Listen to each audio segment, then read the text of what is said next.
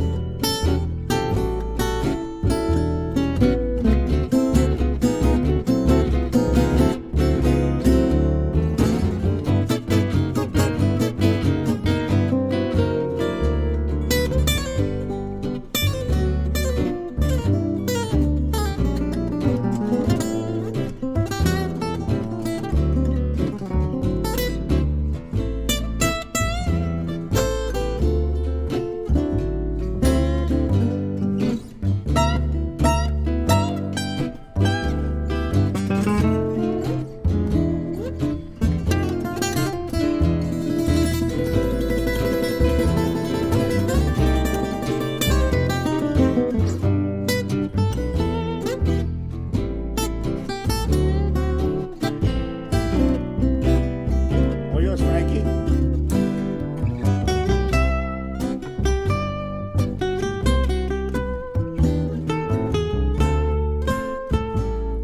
Thank you, Sammy. Very nice.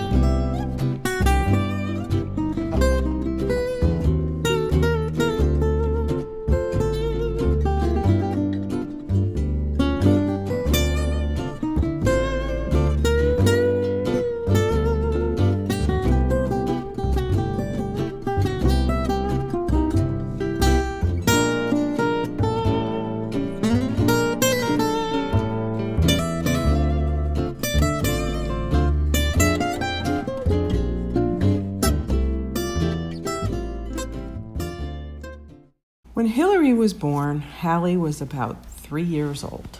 Hallie the dog was used to being the baby in the family. Then Hilary came along, and Hallie was no longer the center of attention. We didn't realize Hallie was jealous. She was still getting her walks, and she was always very gentle. She even let Hilary sleep on her, until one day we found her curled up in Hilary's car seat. Then we realized that she missed being the only baby in the house and that Hilary had actually taken her place. So we were at my grandmother's house and decided to go outside. And Max decided it would be awesome to jump the fence at my grandmother's house. So, as a good big sister, I helped him over. But what he didn't realize was that his pants could get stuck. So his pants got stuck on the top of the fence, and Max came down and was just dangling there in the nude. It was awesome having a little brother. It was the best. Growing up, playing golf, fishing up at the lake. Later on, when you started working for me and everybody thought you were my son, that was pretty funny.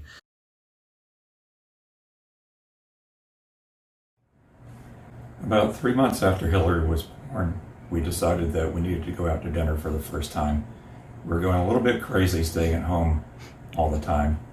So we went to a Chinese restaurant near our house and we sat down in a booth inside, ordered dinner. It came in a little while. And then suddenly Hilary started crying very loudly. We found out later that she wasn't getting enough nourishment, but that's another story.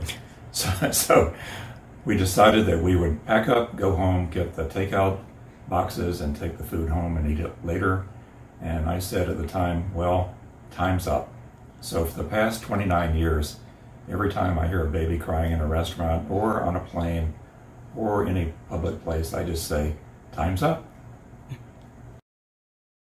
When he was a little kid and he used to only watch TV laying on the floor or on some Mickey Mouse chair, I think, with his feet on the TV. That's how close he was. And when he wanted a drink or wanted something to eat, he wouldn't move from the TV. He would just yell out. If he wanted a drink, he would yell out D-R-I-N-K. Grade, I think it was the first grade anyway.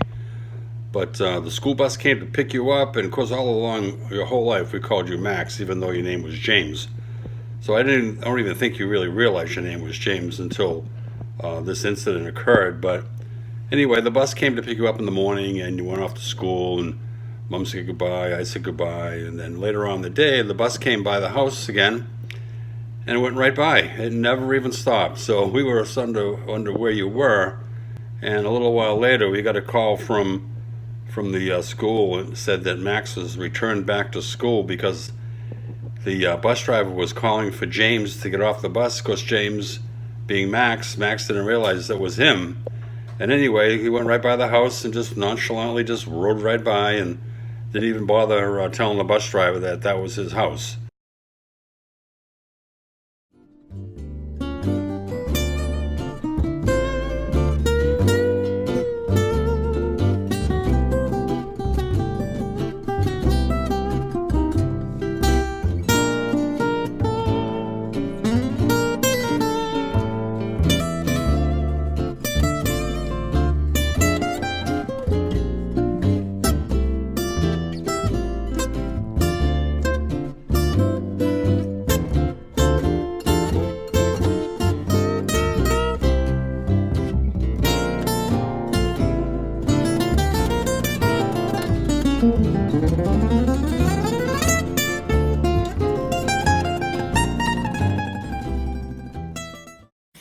Hillary and I would play together a lot when we were little, and no matter what it was, Beanie Babies or whatever else we were playing with, she was always the mom or the teacher when we were playing house or playing school. But the thing I remember most is that even if she did something that I didn't agree with, she could always make me laugh and cheer me up if I got upset.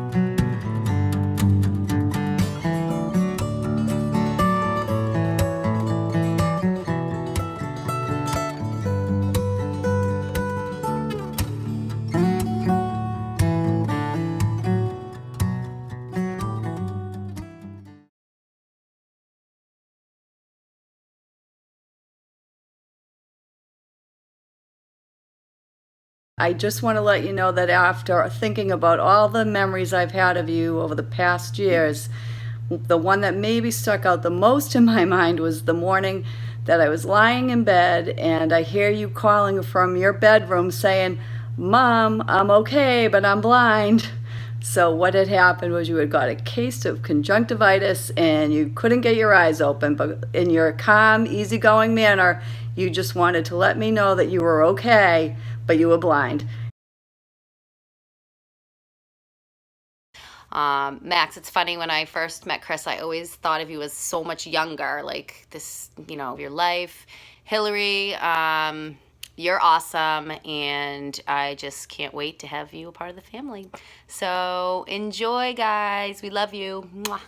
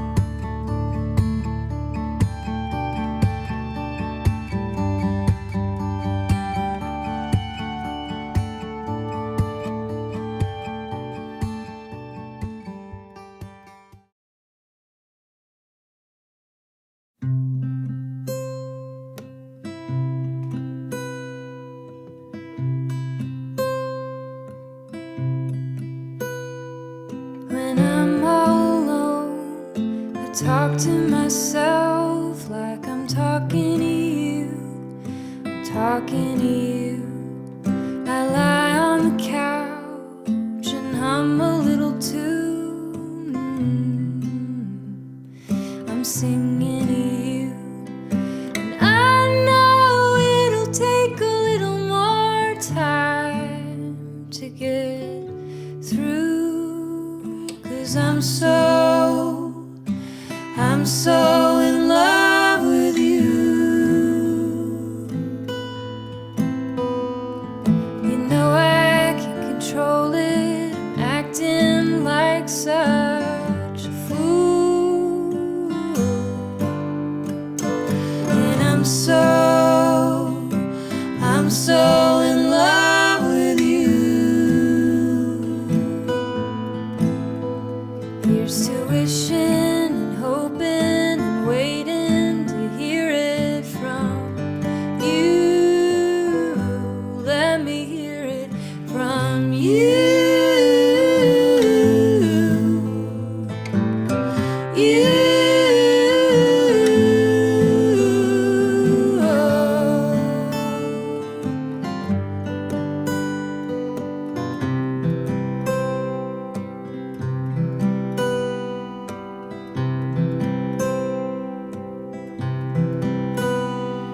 If I fall asleep and find you in a dream. His friends had a nickname for him that was Little Man, Big Brain.